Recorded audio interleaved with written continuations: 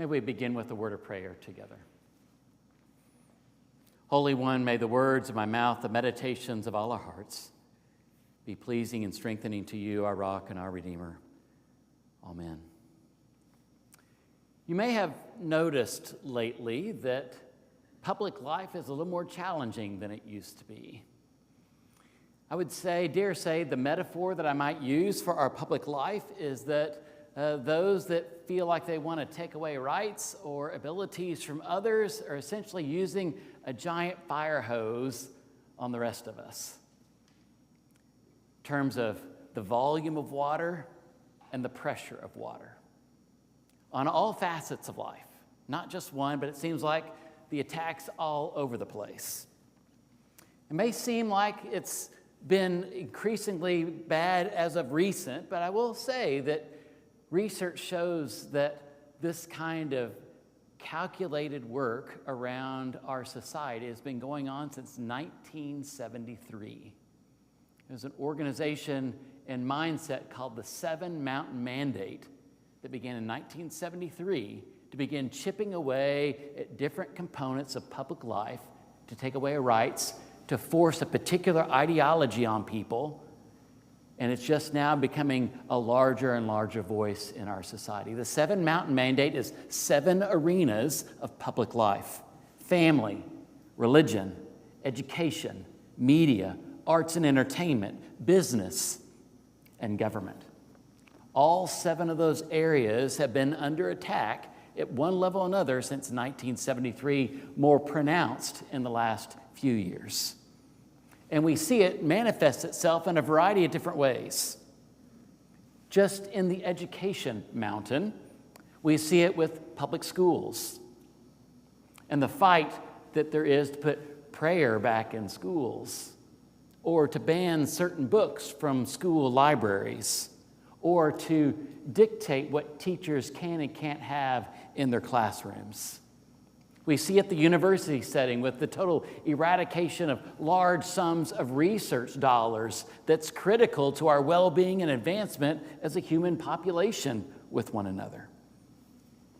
We see it in the areas of LGBTQ rights, and in particular the last few years, a particular direct advance attack on transgender individuals, with legislation at state levels in all 50 states, taking away people's dignity simply to be themselves and be their authentic self along the way. We see it with the eroding of voting rights. One of the pure democratic things we have in our country is the right for every person to vote when they become of age. And yet we see a shrinking of voting locations, voting methods, a reduction of mail-in ballots or drop-off locations, and even now gerrymandering voting districts to control outcomes, even in between census cycles. We see an attack on the immigrants and refugees of our country, particularly those with people of color, of non-white skin, being targeted with arrests that are unwarranted. Fear of going out and finding resources, fear that they'll be arrested just for simply getting food and basic things, knowing that many of these immigrants are a significant part of our economy as we live. We can be overwhelmed by this fire hose that shoots across our society, thinking, what can we do? And I am grateful for a church that continues to rise up and respond with many of these things. We have people engaging in so many different advocacy components and justice elements within our society today. Grandparents for Gun Safety, Habitat for Humanity, Washington Elementary School, Pride events, voter engagement efforts, Center of Grace, food distribution with Second Baptist Church, Kansas Interfaith Action as we stand up in places like Topeka and city councils and places to rise up and advocate for people's rights. Work for our ecology and climate change that seems to be under attack, that it's even a thing. All of this is done under the umbrella of fear and blame. If we can tell you what to be afraid of, and who's to blame for it, using that as a mask to project the method and the ideology they want to push on. And all along, our response to fear and blame should simply be love and compassion. That doesn't mean it's not driven by frustration and anger and disappointment, all those other feelings, but our primary mode of action should be out of love and compassion with the world. Which brings me to our passage from Luke today. We have this passage, and Jesus approaches another city, and he encounters a person with leprosy. Now, Jesus' eyes for people is different than other people's eyes for people. Other people saw this individual as a person that was unclean. They saw someone that if I touch them, then I'm considered unclean and I don't get to be a part of the community. Everyone had every reason not to engage this person because of societal norms at the time. And Jesus chose not to pay attention to those societal norms and just simply, that person needs to be seen. That person needs to be recognized. That person needs to live their true, authentic self. And he not just doesn't necessarily go up to that person, but actually has a conversation with that person. And by talking to that person, eventually says to that person, I see you. And that person says, well, Jesus, if you're willing, my life can be different. And Jesus says, I choose.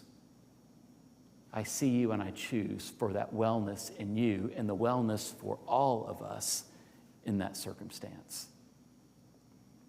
Jesus chooses to act in that place of injustice.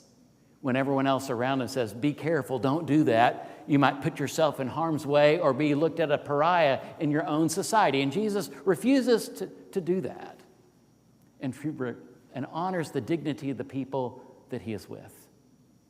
Now, the problem with acting in such a way is it generates more activity of the same thing. And so Jesus takes care and helps heal this person with leprosy, and what it engenders is more people coming to him saying, if Jesus can do that for them, maybe they can do that for me. And the word spreads and the crowds grow, so much so that it presses in on his presence to the point where he recognizes there is a lot of pain. There's a lot of distrust. There is a lack of dignity of human beings, and they're seeking that out in him. What we discover at the end of the passage is that he learns for himself. Even Jesus recognizes for himself that he needs places of solitude and recovery and replenishment and restoration for himself. It's one of the things I love about this particular passage, that Jesus recognizes for himself, at some point I need to extract myself out of the busyness, out of this active work of justice, and find a place of retreat for myself so I can be re-energized for the very work I believe in and I'm passionate about. And Jesus, this isn't the first time Jesus has retreated or found solace and quiet for himself. Early in the Gospels, after he's baptized, he retreats, and that's where the temptation experience comes in his life. But he retreats away in solitude after his baptism. After he makes this public declaration about his ministry and what he's about, he retreats. We find it in Matthew 14, which is considered one of the hardest days in Jesus' life. The early part of the day, he learns of John the Baptist being killed. His response is, I need to get away to a quiet place to retreat and grieve.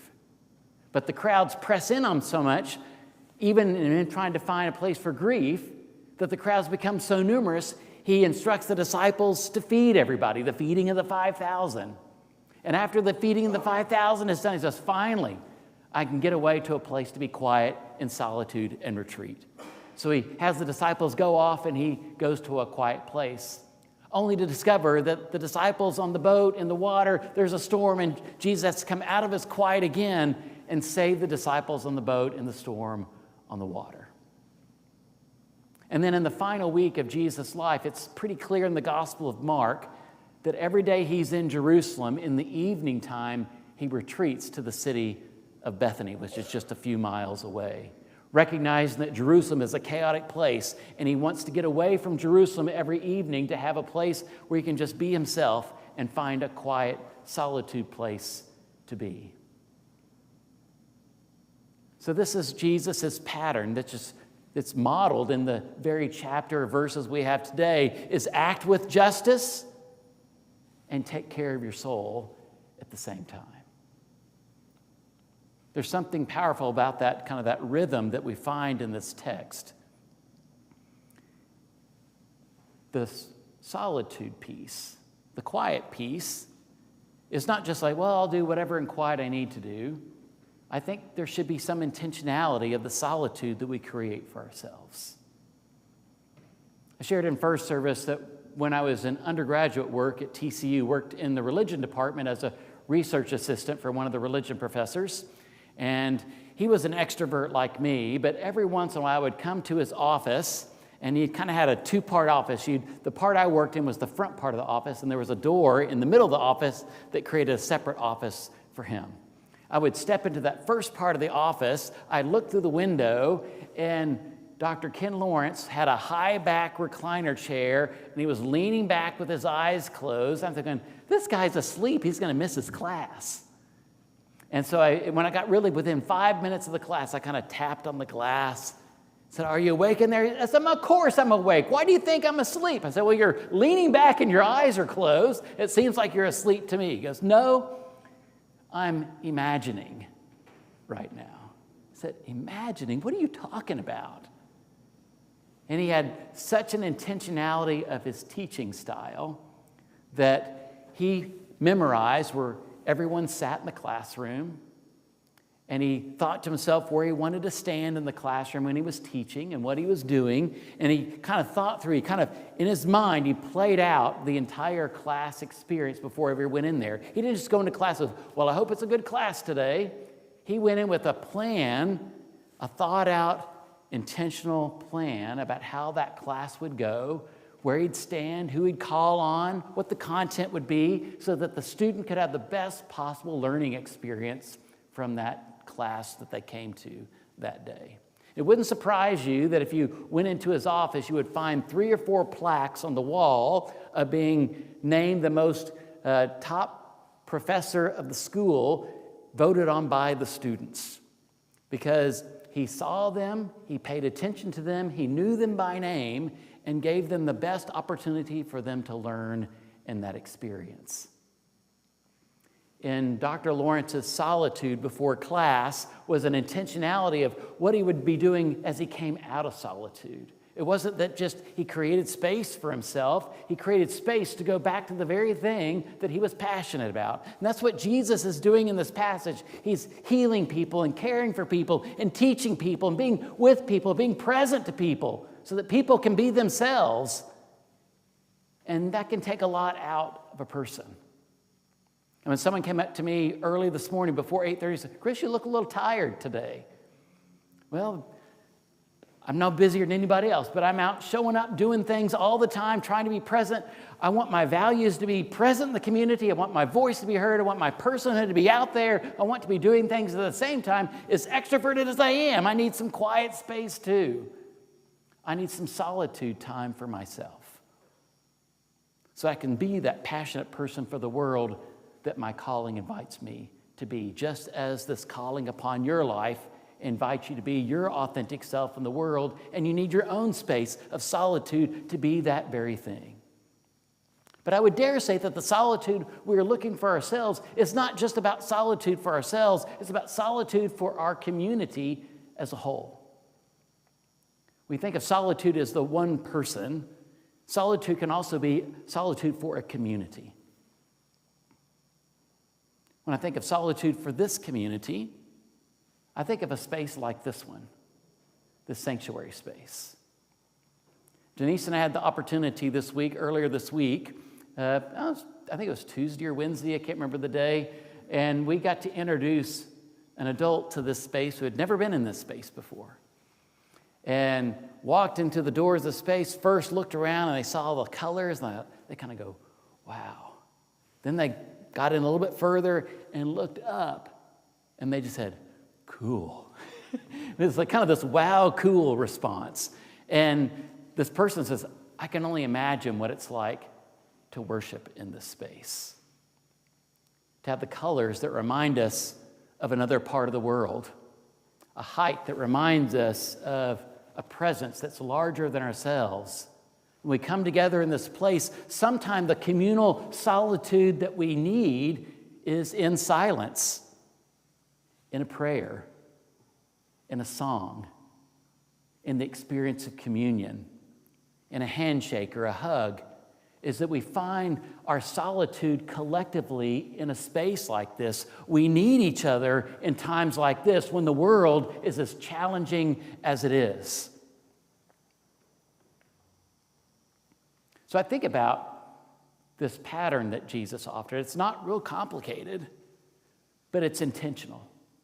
It's not just at the end of this passage, Jesus goes off to a quiet place. We find throughout Scripture that he continually does this for himself.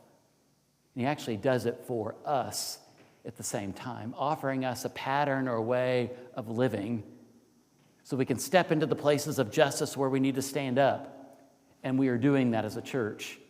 And if we continue to do that and don't take places of solitude and rest and rejuvenation, we will not be the very people of justice we want to be in the world. So we're invited in this place to think of what solitude really means for us, a recentering of our souls. Because when I think back to Jesus' time, he probably, when he walked around the different villages he visited from community to community, I'm sure he felt like us, that the Roman Empire was a big giant fire hose on first century world in terms of the place of women and people that had leprosy and those that had an ailment and those that had children and those that had different things happening in their life. Everyone felt as though they had been pressed down to not live to their full potential. And Jesus could see that fire hose being sprayed across first century world. And Jesus, one person at a time, one village at a time, one community at a time, was offering an alternative narrative. And the only way he could continually do that was to continually renew himself to keep that message alive and vibrant and strong. Jesus offers in this simple story of healing a person with leprosy a pattern of thriving, of flourishing, and being your best self so that others can be their best selves. So come to a place like this. Or maybe you have your own place of solitude. Maybe it's a special chair in your house. Maybe it's a bench in your backyard. Maybe it's a little walking trail. Maybe it's a piece of music you could like to listen to. Maybe it's the right kind of conversation partner that's a trusting person you can trust anything with. Maybe it's just simply being in the quiet. But I'm at places like I was yesterday at the corner of College and Quivira, when I get amped up to do good things in the world, get excited about what it means when voices come together. If we want real change to happen in the world that Jesus brought in first century world, that we're trying to do in 21st century world, the only way we're going to do that is if we're at our best selves. I can have my best energy, but if I don't have my best self and soul ready to go, then we'll not have the outcomes and hopes that we desire in our world. So Jesus invites us, act and rest. Be strident and find solitude. This is the pattern Jesus offers for us in this passage today and for our life that we are called to live in unity and solidarity with one another. Amen.